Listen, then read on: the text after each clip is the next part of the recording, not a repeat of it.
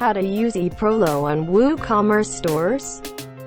1. Log in WordPress.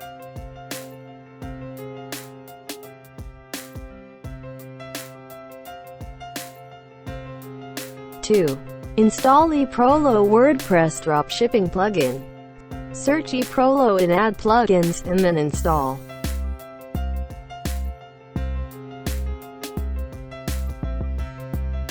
3. Connect EPROLO to WooCommerce store. Click Connect to EPROLO if this is your first time using it.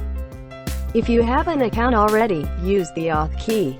Log in EPROLO and copy Auth key in My Account. Then paste it and then blank. Click Connect.